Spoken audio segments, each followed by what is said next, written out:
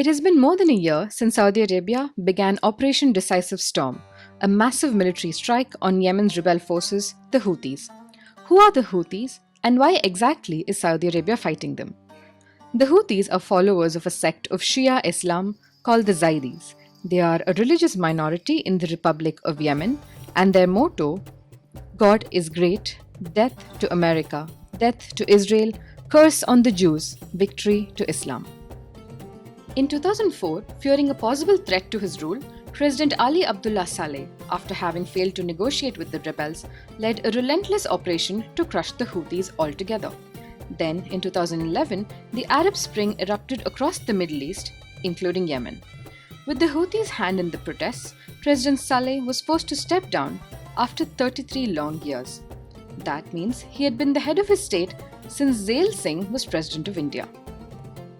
After scuttling Saleh's boat, the Houthis installed his deputy Abdrabu Hadi as the new president of Yemen and hoped for a new, inclusive constitution that did not seek to divide the country into poor and wealthy regions. But that wasn't meant to be. After repeated failed ceasefires, the rebels decided to take full control. They seized the capital city of Sana'a, the key port of Hodeidah, and the presidential palace before dissolving the parliament and installing their own council to run the country.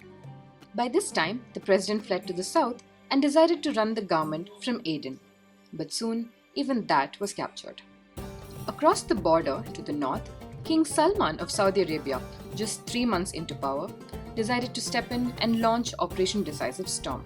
He gathered his allies from the UAE, Bahrain, Kuwait, Qatar, Jordan, the Sudan, and Egypt, putting together an army of 100 fighter jets, 150,000 soldiers, and some naval units to recapture Yemen for the Hadi government.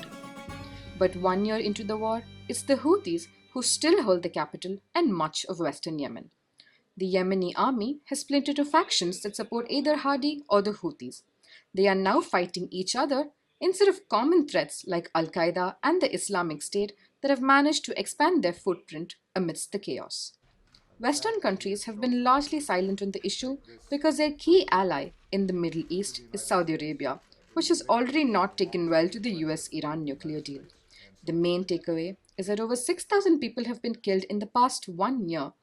80% of Yemen's people need humanitarian assistance, and millions of children face malnutrition. Will the latest truce, brokered by the United Nations, last for long?